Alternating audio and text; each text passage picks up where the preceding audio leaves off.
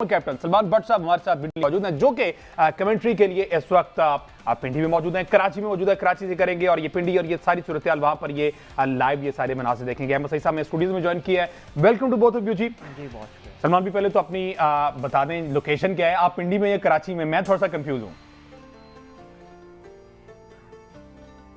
Karachi. Hamza thank you very much. Karachi में। कराची तो पिंडी की आप जो ये सरमनी है ये आप कराची में बैठ के देखने वाले हैं जो कि रंगारंग तकरीब होने वाली है। ऑल्दो जितने भी मसले मसाइल थे उन सबको पीछे छोड़ के पाकिस्तान सुपर लीग सीजन 10 का आगाज आज से होने जा रहा है। दुआई करेंगे हम इंशाल्लाह ये सक्सेसफुल टूर्नामेंट रहे पाकिस्तान क्रिकेट की बेहतरी के लिए और इसमें हमें नया टैलेंट मिलेगा। क्या कहेंगे इस पर आप सबसे पहले? देखिए बिल्कुल, सबसे पहले तो पाकिस्तान क्रिकेट बोर्ड को और फ्रेंचाइजेस को ये 10 साल मुबारक जो इन्होंने कंप्लीट किए हैं। एक मैराथन है और over a period of 10 years जिस तरह PSL आया बना, पहले की मुश्किलात थी, पाकिस्तान से बाहर हुआ, फिर वापस आया और जिस तरह यहाँ पर कह लें डेवलप हुआ है ये एज अ टूर्नामेंट और जिस तरह प्लेयर्स को मौके मिले, एक बहुत बड़ा प्लेटफॉर्म बन गया पाकिस्तान के क्रिकेटर्स के लिए भी और दुनिया के दूसरे क्रिकेटर्स के लिए भी। जैसे बहुत सारी मिसालें ऐसी हैं, टिम डेविड जो कि है शायद किसी बड़ी लीग में उन्हें जगह ना मिलती जिस तरह की उन्होंने इधर परफॉर्मेंसेस दी और इसी तरह हैरी ब्रुक को भी आपने देखा और अपने तो बहुत सारे प्लेयर्स हैं पाकिस्तान के लोकली। सो एक बड़ा प्लेटफॉर्म है प्लेयर्स के लिए जहां पर वो क्रिकेट भी अच्छी खेलते हैं और ऑब्वियसली दुनिया में उनका नाम भी होता है और इससे फिर आगे बड़ी से बड़ी जो लीग है IPL में आपको वो प्लेयर्स नजर आए। और ये रंगारंग तकरीब जो है अहमद सईद साहब ये पिंडी में होने जा रही है और उसकी ये फुटेजेस भी चल रही हैं, क्या तैयारियां और लाइट्स वगैरह तमाम टीम्स वहां पर मौजूद हैं। अब वैसे ये आपदा परवीन अली जरा तलंजुम इनके अलावा और कौन कौन से बड़े यंगस्टर्स जो है वो अच्छा। एक ग्रुप है, म्यूजिकल ग्रुप है, उनको वहाँ पर इनवाइट किया गया है। जिस तरह से आपने तकरीब की बात की है, रावलपिंडी में इस वक्त जो कंडीशन ये है कि हम अभी तकरीबन 1.5 घंटे की दूरी पर हैं, 6:30 बजे उसका आगाज़ होना है, तो तैयारियां जो है वहाँ पर शुरू हो चुकी हुई हैं और थोड़ा सा ये भी कहा जा रहा है कि वेदर का मसला जो है वो हमें थोड़ा सा नज़र आ रहा है कि थोड़ा हो सकता है, जिसकी वजह यह है कल जो है वो पंजाब के मुख्तलिफ इलाकों में बारिशें भी हुई हैं। इस वक्त रावलपिंडी ऑल दो क्लियर है, 20 से 24 डिग्री सेंटीग्रेड वहाँ पर रहने का इम्कान है और ये हमारे जो वहाँ पर रिपोर्टर मौजूद हैं वो हमें एग्जैक्ट बता सकते हैं कि अगर वहाँ पर इस वक्त क्लाउड्स हैं तो ये भी ज़ाहिर है मैच को इम्पैक्ट करेगा। अगर बादल होंगे तो उसमें ड्यू पड़ने के इम्कान ज़रा कम होते हैं और अगर बादल ना हुए तो फिर ड्यू पड़ेगा, फिर टॉस जो है वो इंपॉर्टेंट हो जाएगा।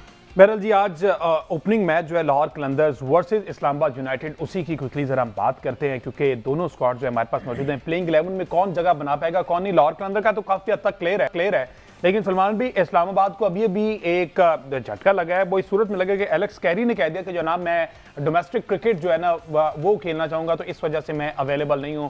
हम और भी 1-2 रीजन उसने दिए लेकिन वन ऑफ द रीजन ये था कि डोमेस्टिक क्रिकेट को मैं प्रेफर कर रहा हूं। तो ये मेरा ख्याल मामला पीछे कुछ और है। अगर डोमेस्टिक क्रिकेट का मसला था तो जब ये इनको सेलेक्ट किया जा रहा था ये तब भी बता सकते थे। तो एक तो ये ब्लो विकेट कीपर बैठा एलेक्स कैरी जो कि फर्स्ट टाइम PSL का हिस्सा बनने जा रहे थे।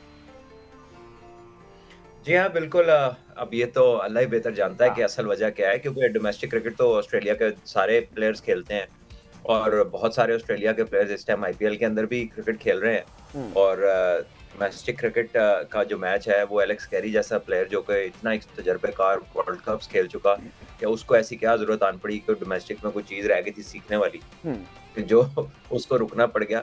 बहरहाल हमें इल्म नहीं है पूरा, शायद उनका कोई पर्सनल रीजन है, व्हाटएवर है, वो अल्लाह बेहतर जानता है। बट यस जाहिर है जब टीमें एक प्लेयर को पिक करती हैं तो वो अपना कॉम्बिनेशन उसको जहन में रखकर उसके बाकी प्लेयर्स को पिक करती हैं और जब आखिरी मोमेंट के ऊपर प्लेयर्स इस तरह के स्टेप लेते हैं तो टीमों के कॉम्बिनेशंस खराब होते हैं और ये इफेक्ट कर सकता है टीम के चांसेस को।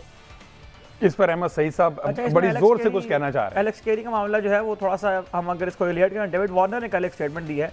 उन्होंने ये कहा है कि उनके IPL ना खेलने के रीज़न ये भी है कि IPL में अगर वो चले जाते हैं तो वहाँ पर उन्हें मैच टाइम कम मिलता और बेंच के ऊपर ज़्यादा बैठना पड़ता।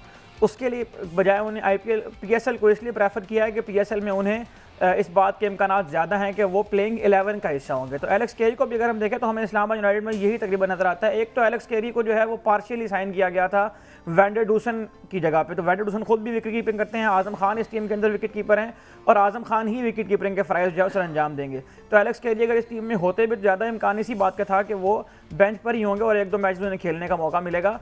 तो आजम खान की मौजूदगी में उनकी टीम में होने के इम्कान ज़रा कम थे। एलेक्स कैरी के जाने से इस्लामाबाद यूनाइटेड का बहुत ज़्यादा जो है वो मुमकिन 11 में तब्दीली का जो है वो बहुत ज़्यादा खदशा नहीं हो सकता। तो आजम खान की वजह से ये एक रीज़न हो सकता है कि आजम खान के इंक्लूजन की वजह से जो एलेक्स कैरी को ऐसा लग रहा था कि शायद मैं ज़्यादातर टाइम जो है वो बेंच पर गुजारूंगा, तो उन्होंने ये फैसला किया कि मैं ट्रैवल ही ना करूं, और ऑल दो वो पार्शली अवेलेबल थे। बहरहाल सलमान भी लाहौर कलंदर की बात करें, अब बातें ये अब आ रही हैं कि लाहौर कलंदर, सबसे पहले तो ये बताया ना कि कितना बड़ा ये लाहौर कलंदर के लिए मसला हो सकता है या फिर कोई इशू हो सकता है कि आकिब जावेद जो थ्रू आउट 9 सीजन उनके साथ रहे, अब वो उनके साथ नहीं है, तो फिजिकली नहीं है, शायद फोन पर राब्ते हों उनके, तो ये क्या प्लेयर्स को थोड़ा सा इशू हो सकता है इस मामले में कि 9 सीजन एक कोच साथ हो और अचानक से वो चला जाए? इसके लिए तैयारी तो डेफिनेटली को की होगी।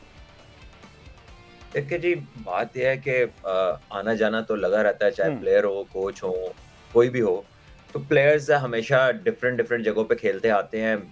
हर लीग से प्लेयर आते हैं, दूसरी जगहों पे जाते हैं और वहाँ पे इन्हें मुख्तलिफ जो है स्पोर्ट्स स्टाफ के साथ काम करना पड़ता है। तो कोई ऐसा सच बड़ा इशू नहीं है, लेकिन ज़ाहिर है लाहौर कलंदर से उनकी बहुत एसोसिएशन रही है, उनकी बहुत सारी खिदमात है और आई एम श्योर के लाहौर कलंदर से उनकी बातचीत जैसे आपने कहा तो श्योरली होती होगी। But there is a time to move on. आके भाई अभी पाकिस्तान के हेड कोच हैं, सिलेक्टर भी हैं, सो मेरा ख्याल है कि वो इस वजह से भी क्या ना सिर्फ लाहौर कलंदर, किसी और फ्रेंचाइज के साथ भी शायद आपको वो नजर ना आए किसी भी कैपेसिटी में, क्योंकि उनकी जॉब की नेचर ऐसी है। बहरहाल उनका एक सफर रहा जिसने शुरू में बहुत मुश्किलात देखी, आखिर में जाते जाते 2 दफा वो चैंपियन भी हुए, एक फाइनल भी खेला, तो काफी कुछ उन्होंने इस फ्रेंचाइज के साथ अचीव किया।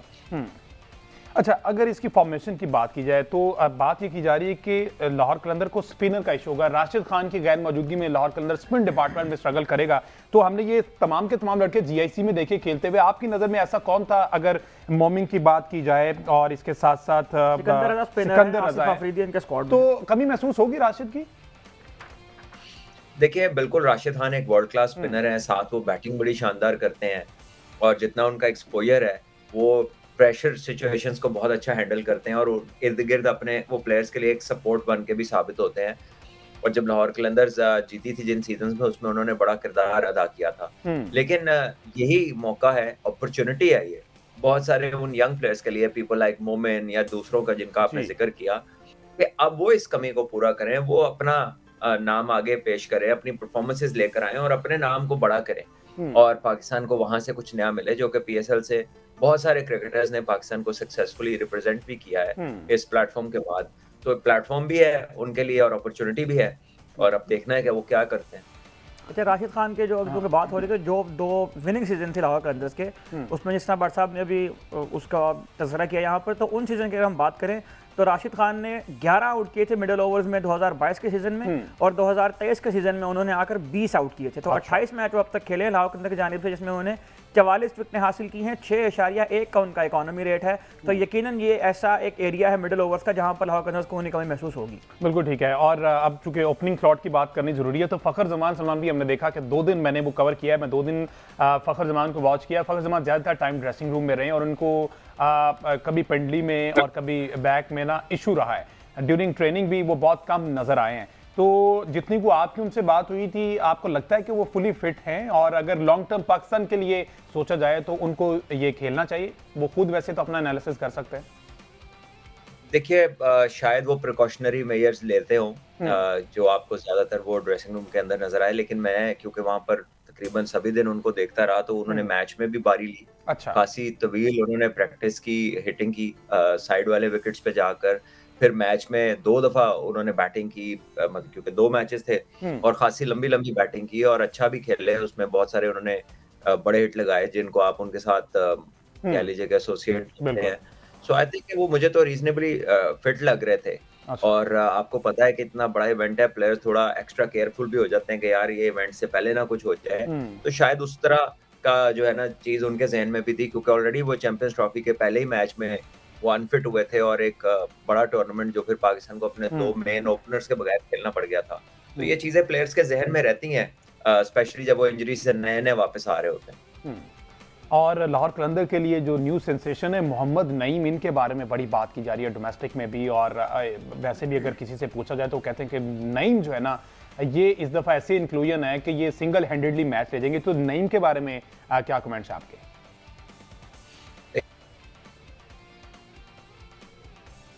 जो इनका कह लीजिए कि वो जिनका एक स्क्वाड था, मेरे जहन में उसका नाम नहीं है, शायद जो यंगस्टर्स की एक लॉट इनके पास थी, नईम उसका हिस्सा थे और अच्छा 2-3 साल उनके साथ नईम ने गुजारे हैं और बड़ी क्लीन हिटिंग करते हैं नईम।